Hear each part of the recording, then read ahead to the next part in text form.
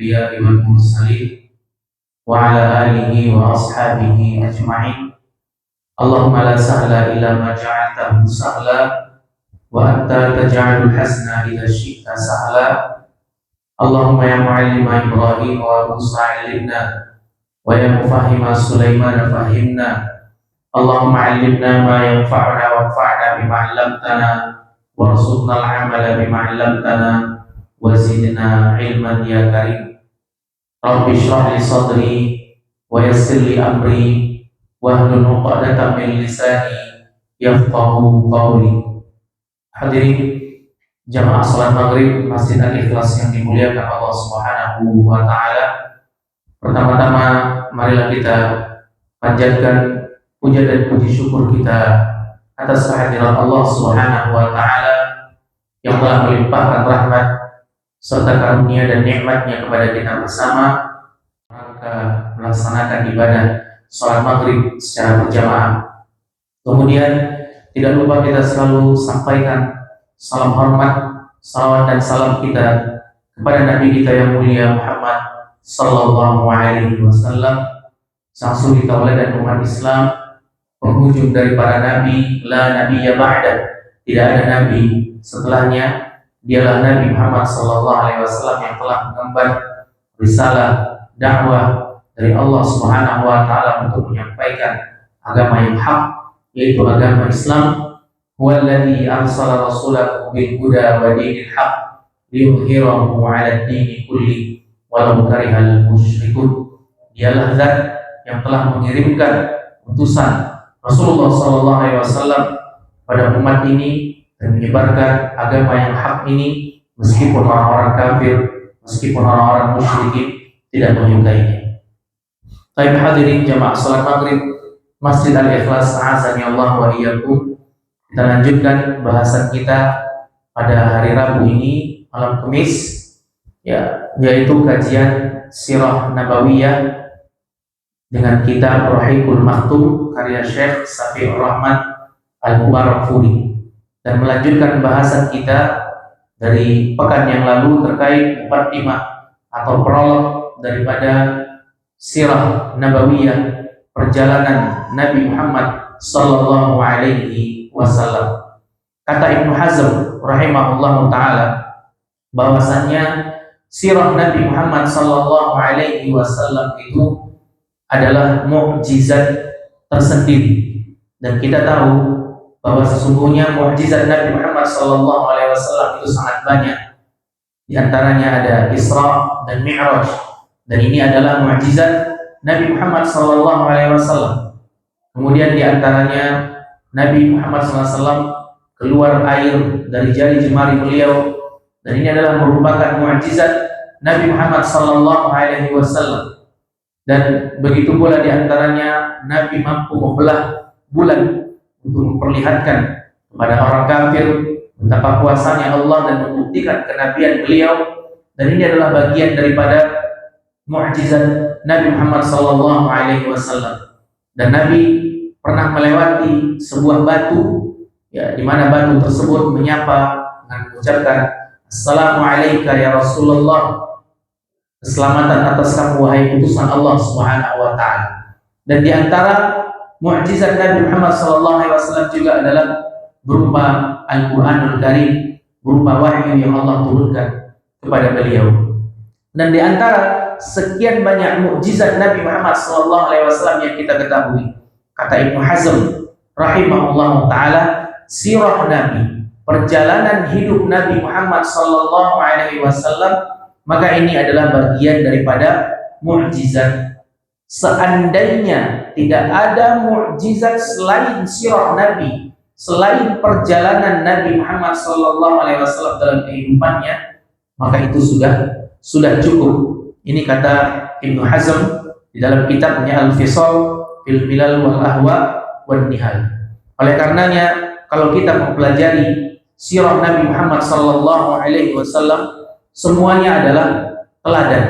Semuanya adalah teladan. Sebagai contoh sederhana, dalam masalah peperangan misalnya, kita tahu bahwasannya para sahabat ridwanullahu alaihim jami'an, itu memiliki keberanian yang sangat luar biasa dalam mengikuti peperangan. Sangat memiliki keberanian yang luar biasa ketika mengikuti peperangan. Dan tidak kita ragukan lagi keberanian para sahabat.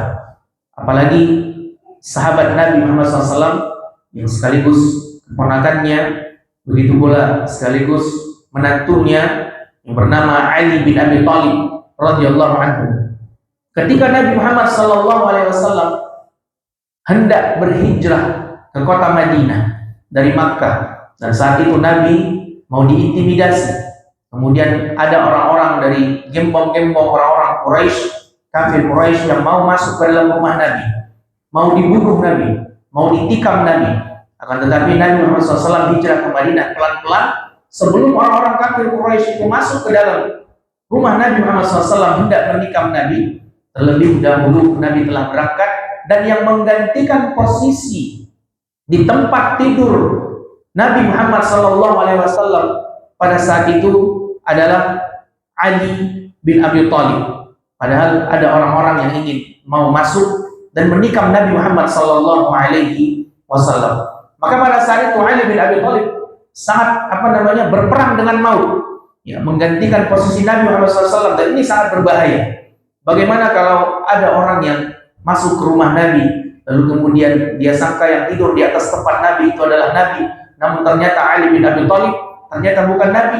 Maka Ali bin Abi Thalib pada saat itu sangat berperang dengan maut. Dan Ali bin Abi Thalib yang memiliki gagah perkasa, ketangguhan yang luar biasa, keberanian yang luar biasa, itu pernah berkata, kami kalau sudah masuk ke medan pertempuran, kami kalau sudah masuk ke dalam medan peperangan, bercampur baur antara kaum muslimin dengan musuh, lalu dalam keadaan genting, lalu dalam keadaan gawat, kami semua pada saat itu, kata Ali bin Abi Thalib, berlindung di belakang Nabi Muhammad sallallahu alaihi wasallam.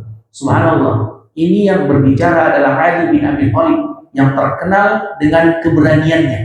Yang berbicara adalah Ali bin Abi Thalib yang terkenal dengan gagah perkasanya. Ya, jadi bukan orang yang penakut yang berbicara. Ya, kalau sudah dalam keadaan genting, sudah dalam keadaan gawat di dalam peperangan, maka kami semua para sahabat, kata Ali, berlindung di balik Nabi Muhammad SAW, dan tidak ada seorang musuh pun, dan tidak ada seorang pun di antara kami yang lebih dekat dengan musuh kecuali Nabi Muhammad sallallahu alaihi wasallam. Oleh karenanya, masalah keberanian dalam medan pertempuran, Nabi Muhammad sallallahu alaihi wasallam nomor satu. Dan nanti kita akan ceritakan kisah-kisah peperangan yang diikuti oleh Nabi Muhammad sallallahu alaihi wasallam, insyaallah mungkin di pertemuan-pertemuan berikutnya, pertemuan ke-15 atau pertemuan ke-16, karena masih panjang membicarakan tentang keberanian Nabi Muhammad SAW di dalam medan peperangan. Ya, jadi tentang misalnya dalam perang Hunain, Rasulullah SAW, di mana Rasulullah SAW berjalan dengan para sahabat ridwanullah alaihi jami'an. Bagaimana kemudian tiba-tiba mereka terjebak di suatu lembah. Lalu kemudian Nabi Muhammad SAW dan para sahabat terjebak di suatu lembah, diserang oleh musuh secara tiba-tiba. Tiba-tiba mereka dihujani dengan anak panah. Dan pada saat itu sebagian para sahabat kabur dan berlindung di belakang Nabi Muhammad SAW. Dan saking beraninya Nabi Muhammad SAW, pada saat itu dia menunggangi kendaraannya, lalu kemudian lari menuju mendekat kepada musuh, lalu kemudian mengatakan, Ana Muhammadun ibni Abdullah ibni Abdul Muttalib wa ana nabiyyun la kadhib. Aku ini adalah seorang Muhammad, anaknya Abdullah, anaknya Abdul Muttalib, dan aku adalah seorang nabi dan aku tidak berdusta atas kenabianku. Dan subhanallah, Nabi maju sendirian. Dan ini salah satu bukti bahwa untuk masalah keberanian Nabi Muhammad SAW dalam peperangan ini nomor satu. Kemudian kalau kita berbicara tentang akhlak Nabi Muhammad SAW, ini adalah sebuah keajaiban, sesuatu yang ajaib. Akhlak Nabi Muhammad SAW adalah suatu mukjizat yang memiliki keajaiban. Kenapa? Karena memang akhlak Nabi Muhammad SAW adalah mukjizat, ajaib. sebuah keajaiban.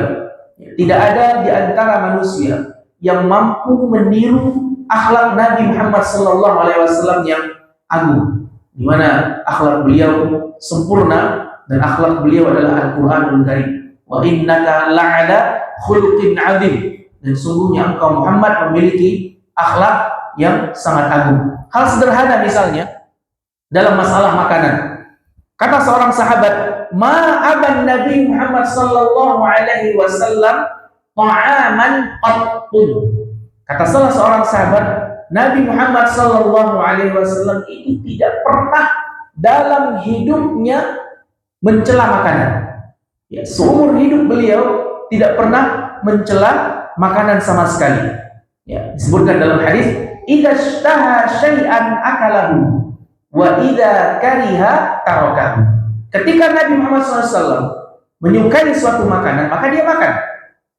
Dan ketika Nabi Muhammad SAW tidak menyukai makanan, maka dia tinggalkan tanpa meninggalkan komentar apa-apa. Artinya kalau beliau suka terhadap makanan, beliau makan. Ketika beliau tidak suka terhadap makanan, maka beliau tinggalkan tanpa mencela atau meninggalkan komentar sama sekali.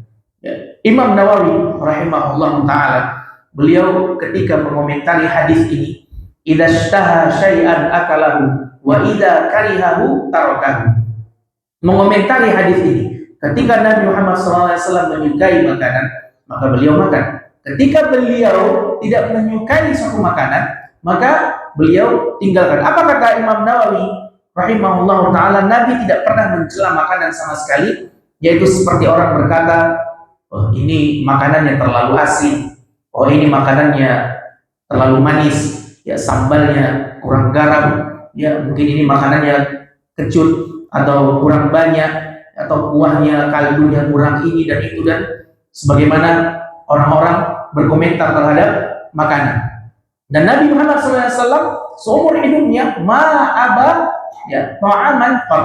Ya, artinya Nabi SAW tidak pernah mengomentari makanan dalam kehidupannya. Ya. Jadi kalau saya tanya sama antum misalnya, antum pernah nggak tidak misalnya komentar di dalam kehidupan antum terkait masalah makanan? Ya, coba. Ada di antara kita mungkin satu hari saja mungkin dia tidak komentar terhadap makanan yang dia makan. Taruhlah ada. Taruhlah tidak ada misalnya. Apakah dalam satu bulan misalnya ada di antara kita masing-masing kita yang tidak mengomentari makanan yang kita makan? Kenapa? Karena bawaannya mulut kita ini ingin komentar terhadap makanan. Ya, susah karena gatal juga lisan kita ingin mengomentari makanan tersebut. Apalagi seumur hidup tidak pernah komentar makanan. Maka ini sangat mustahil. Ini membuktikan bahwa inilah Nabi Muhammad sallallahu alaihi wasallam murni seorang rasul utusan Allah Subhanahu wa taala. Kalau dia nggak suka dia tinggalkan tanpa mengomentari. Kita kalau ada makanan pasti komentar gitu. Ya, jangankan makanan yang kita beli, makanan yang kita dapat gratisan sekalipun kita komentari. Ya, dikasih gratisan, ini kurang enak lah, kurang garam, kurang ini, tapi habis juga ujung-ujungnya. Jadi oleh karenanya kita semua gitu. Dan saya juga secara pribadi, saya tahu hadis ini. Ya, ketika ada makanan kurang enak, saya tetap komentari. Kenapa? Karena saya bukan Nabi Muhammad sallallahu alaihi wasallam. Subhanallah, ketika saya merenungkan atau mungkin sama-sama kita merenungkan hadis ini, Nabi Muhammad SAW ini manusia ajaib. Ya, luar biasa. Ya, nggak mungkin seorang tidak komentar terhadap apa? Tidak mungkin seorang tidak komentar terhadap apa yang dia makan di dunia ini kecuali Nabi Muhammad sallallahu alaihi wasallam. Jadi susah kita untuk tidak komentar, apalagi kalau sudah beli. Ya, komentarnya lebih banyak lagi. Yang gratisan saja kita dapat kita komentari, apalagi kita beli. Bahkan ketika Nabi Muhammad SAW, subhanallah, disuruh untuk mengomentari makanan. Di suatu hari Nabi Muhammad SAW itu pernah bersama dengan Khalid bin Walid radhiyallahu anhu pernah hendak memakan dhab. Ya, dhab ini kadal, ya, kadal yang hidup di padang pasir. Ya, dhab adalah sebuah hewan yang hidup di padang pasir, atau mungkin orang sekarang menamakannya dengan kadrun. Ya, kadal gurun. Ya, jadi kadal yang hidup di padang pasir ini makanannya bukan tumbuh-tumbuhan, ya, bukan juga buah-buahan, bukan rumputan, Kalau tidak salah kita bisa lihat itu di Google, bukan bob, itu wajahnya seperti iguana kalau kita di Indonesia, dan tubuhnya seperti kadal. Jadi bukan seperti kadal yang ada di tempat kita, jadi Indonesia. Karena kalau kadal yang ada di Indonesia, di tempat kita itu kadalnya buas, ya, makan tikus lah, kemudian makan ayam dan yang lain-lain. Kan hewan itu pertimbangannya boleh dimakan itu, tidak boleh dimakan itu ada 3. Yang pertama, hewan itu tidak dimakan karena dia bertani, ya. Kemudian hewan itu tidak dimakan karena dia puas. Kemudian yang ketiga, hewan itu tidak dimakan karena dia menjijikkan. Ya, makanya ada sebagian para ulama yang membolehkan makan buaya. Kenapa? Buaya itu bertani. Kenapa dimakan? Karena dia hewan air. Hewan yang hidup di air dan hewan yang hidup di darat. Jadi ketika ada salah seorang sahabat pergi berlayar ke tengah lautan, lalu kemudian dia memiliki air, yang mana air ini sangat sedikit, dia bertanya kepada Nabi SAW setelah pulang dari situ, ya Rasulullah, kami memiliki air. Kalau saya minum air ini, saya nggak bisa sholat. Nanti saya mau gunakan air ini untuk wudhu. Kalau saya gunakan air ini untuk wudhu, lalu nanti kami akan kehausan. Bagaimana kami minum? Kata Nabi SAW berkaitan mengenai tentang air laut, al-ma'u tahuru ma'uhu tahuru ma'uhu wal hillu maitatuhu. Air laut itu suci, artinya bisa digunakan untuk berwudu. Wal hillu maitatuhu, dan mayatnya apa saja yang ada di atas permukaan laut, bahkan bangkainya sekalipun hillu, artinya halal. Dan di sini para ulama menyebutkan bahwasannya hewan segala macam yang hidup di atas permukaan laut, yang ada di laut itu halal dimakan. Makanya ada pernyataan orang sebagian kan, segala sesuatu apa yang ada di dalam laut itu halal dimakan, kecuali apa? Kecuali kapal selam. Itu pun karena keras. Itu kan sebagian pernyataan orang demikian, gitu kan. Jadi, berkomentar mengenai tentang hadis ini, termasuk diantaranya yang hidup di sungai, termasuk diantaranya yang hidup di air, meskipun dia hidup di antara daratan dan air, termasuk diantaranya buaya. Makanya jangan heran kalau kita melihat ada orang makan sate buaya, ya mungkin karena dia hewan air dan bagi dia itu tidak menjijikkan. Ya, kalau antum jijik terhadap satu makanan, misalnya keong, kemudian keong antum jijik, maka itu dia haram. Tapi kalau antum tidak jijik terhadap keong, maka itu tidak menjadi haram. Jadi bob itu intinya, itu bukan kadal ya, itu bukan kadal sama seperti yang ada di Indonesia. Dan Nabi Muhammad SAW pada saat itu dihidangkan bob yang dipotong-potong, kemudian dipanggang, kemudian dihidangkan kepada Nabi Muhammad SAW bersama dengan Khalid bin Walid. Waktu Nabi mau makan, istri-istri beliau mengingatkan, wahai suamiku, wahai Rasulullah SAW, itu bob. Dan Nabi Muhammad SAW sebelumnya tidak tahu kalau yang dihidangkan kepada beliau itu bob. Ya sudah dipotong-potong, dipanggang, dihidangkan, tinggal disantap. Akhirnya Nabi Muhammad SAW tidak memakannya. Akhirnya Nabi Muhammad SAW tidak memakan bob tersebut, dan beliau diam saja, tidak berkomentar apa-apa. Jadi Khalid bin Walid pun juga diam saja. Khalid bin Walid menyantap bob tersebut. Waktu melihat Nabi SAW tidak memakan bob tersebut, apa kata Khalid bin Walid? Ya Rasulullah, wahai Rasulullah, kenapa engkau tidak makan bob? Aharamun huwa? Wahai Rasulullah, kenapa engkau tidak memakan kadal gurun ini? Kenapa engkau tidak memakan bob ini? Apakah bob ini hukumnya haram? Ya, lihat di sini Nabi Muhammad SAW diminta untuk berkomentar. Ya, diminta untuk berkomentar. Nah, Rasulullah SAW biasanya sebagaimana yang kita sampaikan tadi, ketika beliau tidak suka, maka beliau tinggalkan. Ya, ketika beliau suka, maka beliau akan lahap dan santap makanan tersebut. Nah, sekarang Khalid bin Walid bertanya, kenapa beliau tidak makan bob? Ya, kalau kita mudah saja menjawabnya gitu kan. Ya, kenapa Ustadz tidak makan bob? Ya, ente gimana gak sopan masa Ustadz dikasih kadal, maka Ustadz dikasih komodo, ada ayam, ada kambing, ada sapi, Ustadz dikasih kadal, gak sopan. Nah, seperti itulah bahasanya.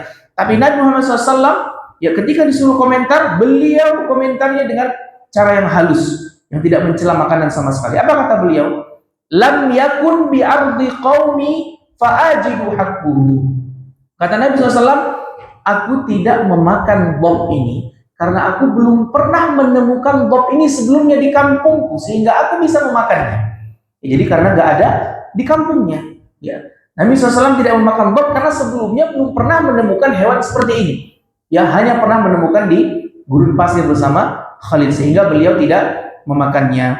Ya, jadi kalau antum dikasih tempe, ya kemudian antum merasa tempe tersebut nggak enak, lalu antum buatkan satu pernyataan tempe tidak ada di kampungku dan seterusnya, maka Nabi Muhammad SAW beliau tidak berkomentar dan mencela makanan, dan beliau hanya mengatakan lam yakun bi ardi qaumi, ya sungguhnya dab ini belum aku temukan di tempat asalku sehingga aku tidak bisa memakannya. Nabi tidak mengatakan dia jijik, Nabi tidak mengatakan beliau terhadap dab ini kotor, jorok, makanan juga tidak jelas dan segala macam. Maka ini menunjukkan salah satu di antara akhlak Nabi Muhammad sallallahu alaihi wasallam yang sangat luar biasa. Dan ini banyak ya. Jadi kalau kita melihat Nabi Muhammad SAW bersama para pembantunya, Anas bin Malik radhiyallahu anhu. Apa kata Anas bin Malik? Anas bin Malik ini adalah pembantu Nabi Muhammad sallallahu alaihi wasallam. Apa kata beliau? Laqad khadamtu Rasulullah sallallahu alaihi wasallam 9 sinin atau 10 sinin. Sesungguhnya aku telah membantu Nabi Muhammad sallallahu alaihi wasallam 9 tahun atau 10 tahun lamanya. Ya, aku tidak pernah mendapati Nabi Muhammad sallallahu alaihi wasallam mengatakan halla taraktahu, halla fa'altahu, kenapa kau tidak begini, kenapa kau tidak begitu, kenapa kau begini, kenapa begitu, dan seterusnya. Kalaupun Anas bin Malik melakukan sebuah kesalahan, maka beliau ditegur oleh Nabi Muhammad SAW dengan cara yang lain, akan tetapi tidak mengatakan kenapa begini, kenapa begitu, kenapa tidak begini, kenapa tidak begitu. Apa mungkin ada di dunia ini sekarang yang bos yang mungkin kita bekerja dengannya selama 10 tahun tidak ngomel sama pembantunya? Dan ini mustahil. Karena Nabi Muhammad SAW benar-benar seorang Rasul. Karena sirah Nabi Muhammad SAW adalah mukjizat tersendiri bagi orang-orang yang mentadabburinya dan bagi orang-orang yang mempelajarinya. Baik, sekarang kita masuk kepada pembahasan mempelajari tentang apa sih urgensinya, apa sih pentingnya kita mempelajari sirah Nabi Muhammad sallallahu alaihi wasallam. Artinya, kenapa kita harus mempelajari sirah Nabi? Kenapa kita harus mempelajari kisah perjalanan hidup Nabi Muhammad sallallahu alaihi wasallam? Yang pertama, sirah Nabi ini adalah bagian daripada agama. Dan terlalu banyak ayat-ayat di dalam Al-Quranul Karim itu yang tidak bisa kita pahami dengan baik kalau kita tidak memahami pelajaran sirah tadi. Berapa banyak ayat-ayat di dalam Al-Quran yang tidak mampu kita pelajari, kita pahami dengan baik maknanya, kalau kita tidak mempelajari kisah perjalanan hidup Nabi Muhammad SAW atau sirah nabawiyah tadi. Kalau kita bisa membaca ayat-ayat yang ada di dalam Al-Quranul Karim yang berisikan tentang misalnya di situ ada perang Uhud, kita nggak ngerti kisah ayat-ayat tersebut kecuali kita belajar sirah Nabi tentang peperangan tersebut, baru kita bisa hayati bagaimana kisah perang Uhud tersebut, berapa jumlah kaum muslimin, berapa jumlah kaum musyrikin, bagaimana kemudian Allah Subhanahu wa taala mengatakan di dalam Al-Quranul Karim, sesungguhnya kalian telah diberi kemenangan 2 kali saat perang Badar, lalu kemudian di perang Uhud kata Allah Subhanahu wa taala, kalian diberikan musibah kekalahan atas ulah tangan kalian sendiri. Kita memahami ayat ini tidak secara gamblang, kita hanya membaca ayat dan artinya. Di mana kita mengetahui bahwasannya musibah kekalahan yang ada pada perang Uhud itu atas dasar kesalahan sebahagian kelompok kaum muslimin yang tidak taat kepada perintah Nabi Muhammad SAW, yang tidak mau mendengar ucapan Nabi Muhammad SAW, di mana mereka yang berada di pondasi utama, benteng utama di Bukit Uhud, yang menyerang musuh dari jauh dengan anak panah. Ketika mereka melihat musuh kaum musyrikin yang pada saat itu sudah babak belur, sudah berantakan, maka mereka tergiur dengan harta rampasan perang yang dibawa. Mereka tidak mengindahkan perkataan Nabi. Nabi mengatakan tahan dulu, jangan turun dulu. Dan pada saat perang Uhud itu Khalid bin Walid masih berada pada pasukan kaum musyrikin. Khalid bin Walid belum masuk ke dalam agama Islam dan dia pintar sangat mengetahui strategi peperangan. Dan Nabi Muhammad SAW juga sangat cerdas dan mengetahui strategi peperangan. Makanya Nabi suruh beberapa orang para sahabat di atas bukit Uhud itu ya untuk menjaga benteng dari fondasi kaum muslimin yang mereka menyerang dengan anak panah.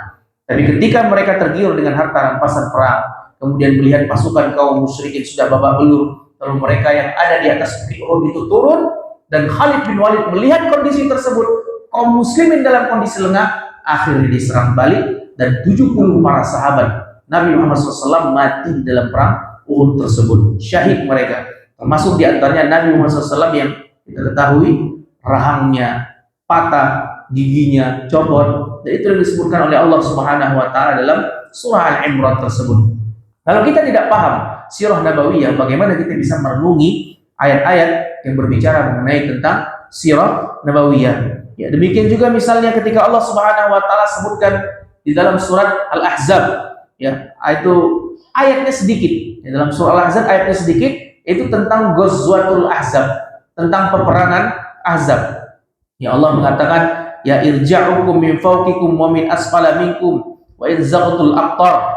Ya, jadi kita tahu kata Allah Subhanahu wa taala, musuh datang kepada kalian dari atas, dari bawah, dari kiri dan kanan, dan kalian dikepung oleh para musuh. Tatkala pandangan kalian sudah tidak stabil, tatkala ketakutan sudah sampai di kerongkongan kalian, sudah berprasangka kepada Allah dengan berbagai macam prasangka, karena itulah kalian diuji dengan ujian yang sangat dahsyat, digoncangkan dengan goncangan yang sangat dahsyat. Dan kita tahu perang Ahzab ya, atau perang Khandaq, ya, perang Ahzab disebut dengan perang Ahzab kenapa? Karena sudah bergabungnya beberapa kabilah, kelompok-kelompok di Arab mengikuti Nabi Muhammad SAW, yang disebut dengan perang Khandaq.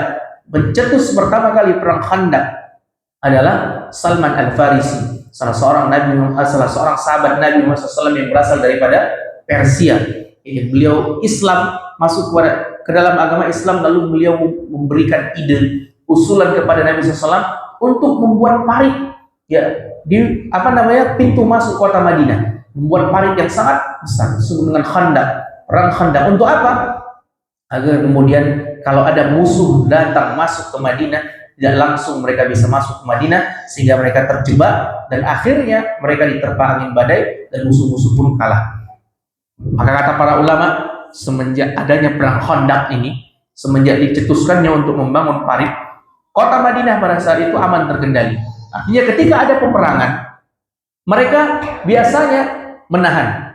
Ya, ketika orang kafir menyerang, maka kaum muslimin menahan serangan. Maka semenjak ada Khandaq, ada parit yang dibangun oleh para sahabat di dalam perang Ahzab tersebut, maka kaum muslimin bisa menyerang. Jadi ayat sederhana begini, maksudnya bagaimana? Ya, kalau kita nggak belajar tentang perang Khandaq, kita nggak membaca sirah nabawiyah tentang perang Ahzab, bagaimana pengepungan 10.000 pasukan, bagaimana orang-orang Yahudi itu berkhianat, mungkin kita tidak bisa menghayati ayat demi ayat. Maka saya katakan, tidak mungkin seseorang bisa menghayati ayat demi ayat yang ada di dalam Al-Quranul Karim, ya, khususnya ayat-ayat yang berkaitan mengenai tentang sirah nabawiyah, kalau dia tidak belajar sirah nabawiyah. Jadi ayatnya satu memang, tapi penjelasannya sangat panjang.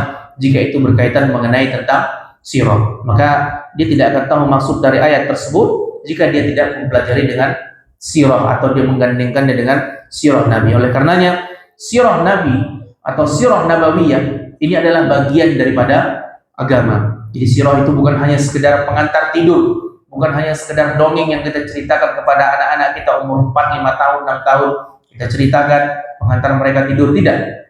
Ya, sirah nabawiyah adalah bercerita tentang perjalanan kisah hidup seorang manusia terbaik di atas permukaan bumi. Yang Mikhail Kizar kita sebutkan, di mana beliau menulis, orang-orang kafir yang adil dan bijaksana, menulis sebuah buku, ya, 100 tokoh yang berpengaruh di dunia. Ya, itu yang pertama beliau sebutkan siapa? Nabi Muhammad SAW. Yang kedua beliau sebutkan siapa? Ya, Isaac Newton. Yang ketiga beliau sebutkan Isa Al-Masih dan seterusnya. Dan saya ingat di ketiga 9 belum menyebutkan Adolf Hitler, itu pemimpin Nazi yang ada di Jerman. Jadi belajar sirah ini bagian daripada belajar agama, sebagaimana kita belajar bahasa Arab. Ya, kenapa kita tergerak hati kita belajar bahasa Arab? Karena apa? Umar bin Khattab radhiyallahu anhu pernah mengatakan, "Ta'allamul Arabiyyah fa innaha min dinikum." belajarlah kalian bahasa Arab karena bahasa Arab adalah bagian daripada agama. Kita belajar bahasa Arab karena dia adalah bagian daripada agama. Syekhul Islam Ibnu Taimiyah rahimahullah taala menyebutkan dalam perkataan beliau Iqtida' as-Sirat, beliau menyebutkan syiarul al-Arabiyyah syiarul Islam wal muslimin wa ahli. Jadi bahasa Arab itu al-lughah al-Arabiyyah, bahasa Arab itu syiarul Islam, itu adalah bagian daripada syiar agama Islam wal muslimin wa ahli, dan kaum muslimin. Itu yang pertama. Kemudian yang kedua, kenapa kita belajar sirah nabawiyah? Karena Allah Subhanahu wa taala menyuruh kita untuk meneladani Nabi Muhammad sallallahu alaihi wasallam, dan Allah menyuruh kita untuk mencintai Nabi Muhammad sallallahu alaihi wasallam. Ya, lebih kita cintai daripada yang lainnya. Dan Allah berfirman dalam Al-Qur'an, "Laqad kana lakum fi Rasulillahi uswatun hasanah." Sungguh telah datang kepada kalian seorang rasul, utusan Allah Subhanahu wa taala yang memiliki uswatun hasanah, yang layak untuk ditiru, yang layak untuk diberikan tauladan yang baik. Ya, layak ditiru dan dia menjadi tauladan yang baik bagi kita. Ternyata Nabi Muhammad SAW itu adalah teladan. Nah, bagaimana kita bisa meneladani Nabi Muhammad SAW kalau kita tidak tahu perjalanan kisah beliau di dalam hidup beliau ataupun sirah nabawiyah? Oleh karenanya, konsekuensi agar kita bisa meneladani Nabi Muhammad SAW adalah belajar sirah Nabi. Ya, terlebih lagi ketika Allah Subhanahu wa taala menyuruh kita untuk cinta kepada Nabi Muhammad SAW dibandingkan dengan yang lainnya. Ya, apa kata Nabi SAW dalam sebuah hadis? La yu'minu ahadukum hatta akuna ahabba ilaihi min waladihi wa walidihi wan nasi ajma'in. Tidak sempurna iman seorang muslim sampai dia mencintaiku melebihi, ya, melebihi kecintaannya kepada anak-anaknya, melebihi kecintaannya kepada ayahnya dan manusia pada umumnya. Jadi Umar bin Khattab radhiyallahu anhu pernah mengatakan, dan disebutkan dalam Sahih Bukhari, apa kata Umar bin Khattab? La anta ahabbu ilayya min kulli syai'in illa min nafsi. Ya Rasulullah, sungguh engkau adalah orang yang paling aku cintai dari segala sesuatu kecuali diriku. Artinya apa?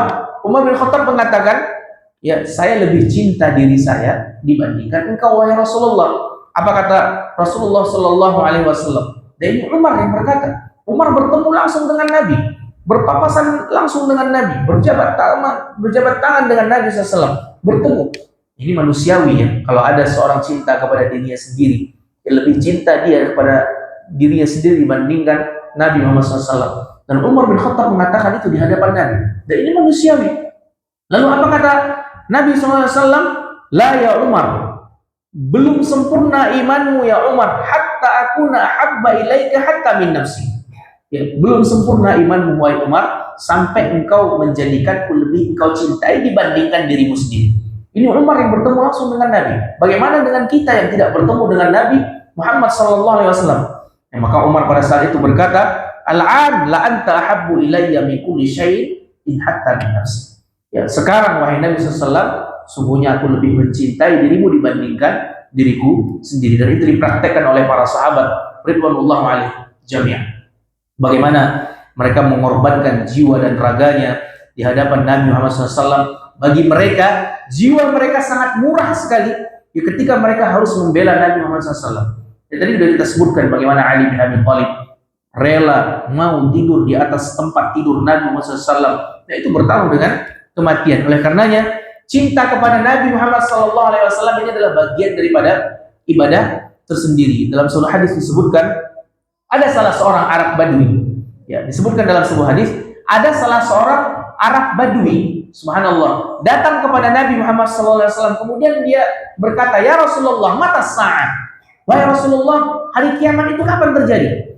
Dan ini pertanyaan pernah ditanya kepada Nabi SAW, ya, yaitu seorang laki-laki yang bergaun putih, ya, kemudian rambutnya hitam legap, bersih dan tidak tampak baginya perjalanan jauh. Itu adalah malaikat Jibril. Di dalam hadis Arba'in An-Nawawi, hadis yang kedua, disebutkan bahwasannya malaikat Jibril menyerupai seorang laki-laki duduk di samping Nabi bertanya kepada Nabi, ya Rasulullah, mahwal Islam, mahwal iman, mahwal Islam, mahwal ihsan. Bertanya apa itu Islam, apa itu iman, apa itu ihsan. Dan terakhir pertanyaannya apa? Mata sa'ah, kapan hari kiamat itu terjadi? Dan Nabi SAW menjawab, al-mas'ulu anhu bi'a'lama minas sa'il. Yang bertanya tidak jauh lebih mengetahui dari apa yang ditanya. Artinya ente yang bertanya nggak tahu juga, apalagi anda yang ditanya. Betul, artinya hari kiamat yang mengetahui hanya Allah Subhanahu wa Ta'ala. Ya, jadi kapan hari kiamat? Yang Arab Badui bertanya kepada Nabi Muhammad SAW, dan para sahabat senang ya kalau Arab Badui datang kepada Nabi SAW bertanya. Kenapa? Kalau orang Arab Badui ini datang kepada Nabi, bertanya kepada Nabi nggak pakai malu-malu, mereka langsung bertanya aja. Kadang nggak nyebut Nabi, nggak nyebut Rasulullah, langsung datang, ya Muhammad, langsung bertanya. Dan para sahabat senang melihat orang-orang Arab ini yang langsung aja dengan Nabi. Karena ada salah seorang sahabat mungkin kalau bertanya kepada Nabi, ya nggak berani langsung nanya. Ya, mungkin karisma Nabi, mungkin segan. Bahkan ada sahabat yang menyimpan pertanyaannya lama, kemudian lama baru bertanya kepada Nabi Muhammad Sallallahu Alaihi Wasallam. Dan ini Arab Badui bertanya kepada Rasulullah SAW, mata sa'ah, kapan hari kiamat itu terjadi? Tentu Nabi SAW juga tidak tahu hari kiamat itu kapan terjadi. Jibril alaihissalam juga tidak mengetahui, apalagi Nabi SAW tidak mengetahuinya juga. Ya, ternyata ketika Arab Badui ini bertanya kapan terjadinya hari kiamat kepada Nabi Muhammad SAW, apa jawaban Nabi?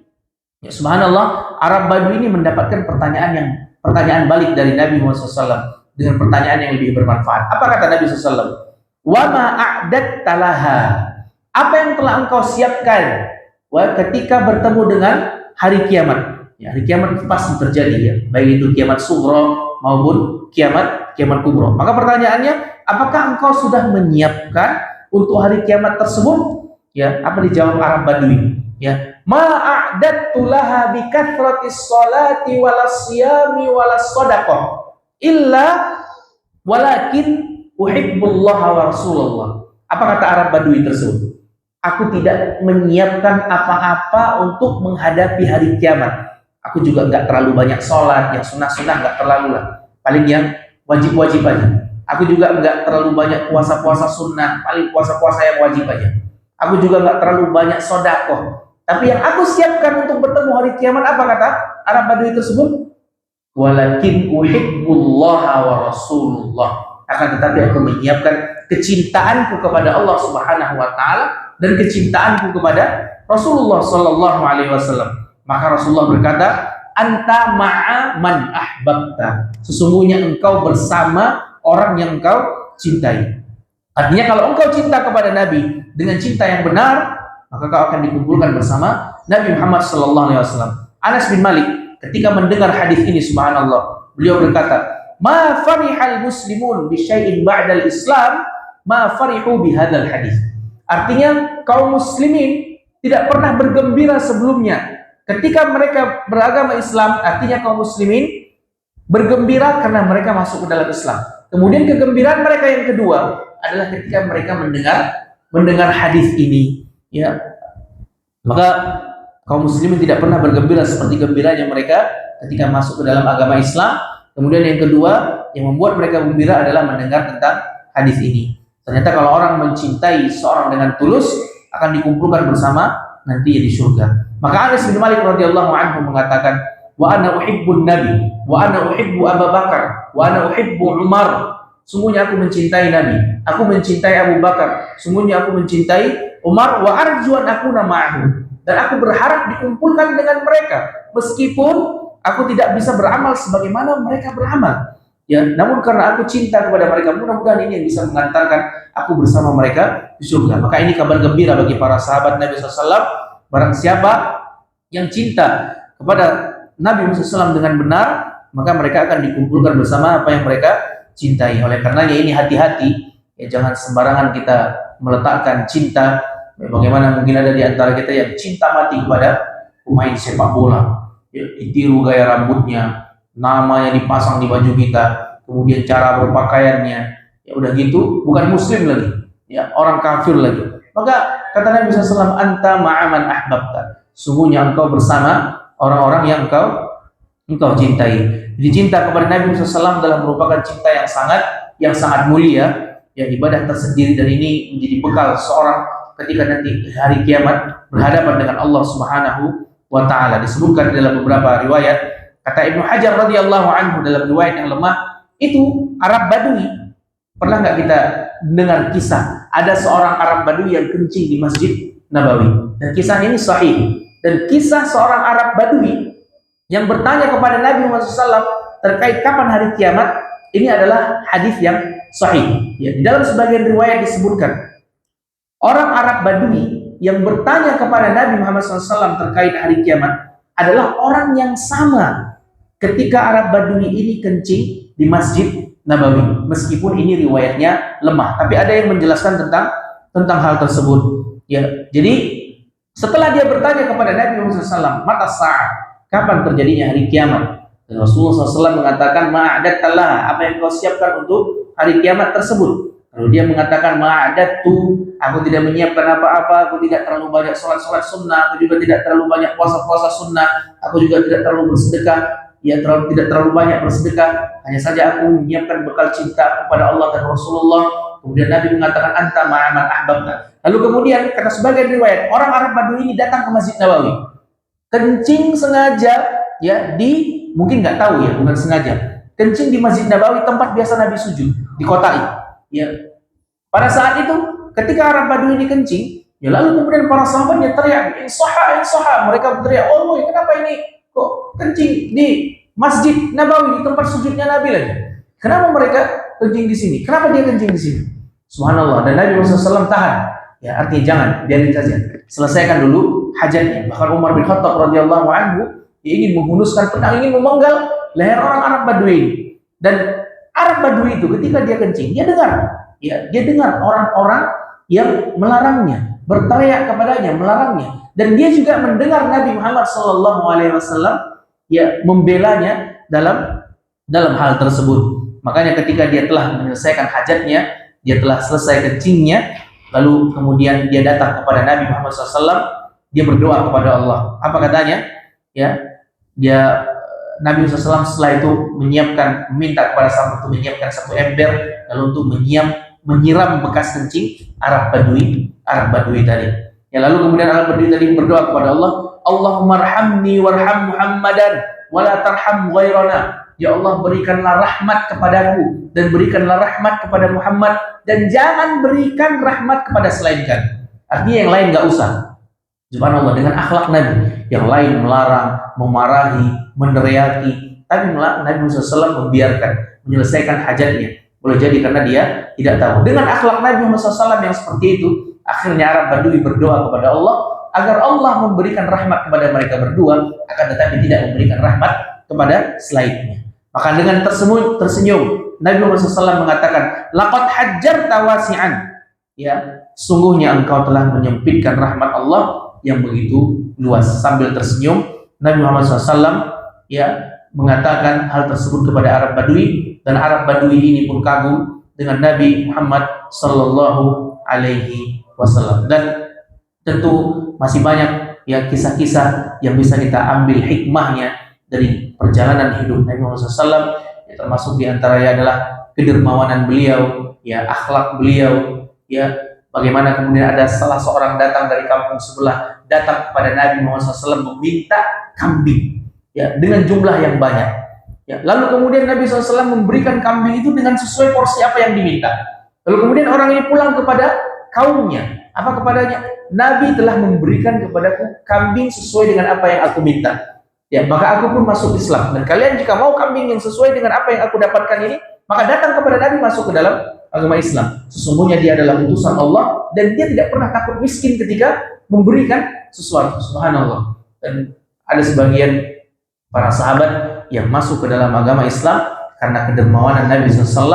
Ada yang masuk ke dalam agama Islam ya karena akhlak Nabi SAW. Ya, terkadang kita hanya mengatakan, menyampaikan sesuatu kebenaran, akan tetapi mungkin orang tidak bisa mendengarkan kebaikan dari apa yang kita sampaikan. Akan tetapi mungkin dari tingkah laku, perangai, akhlak kita, orang-orang kafir di luar sana mungkin bisa menilai bahwasanya agama Islam adalah agama yang santun, adalah agama yang benar, adalah agama sesuai dengan apa yang Allah Subhanahu wa taala turunkan, apa yang Allah berikan berupa wahyu Al-Qur'an dan hadis-hadis yang disampaikan oleh Nabi Muhammad sallallahu alaihi wasallam.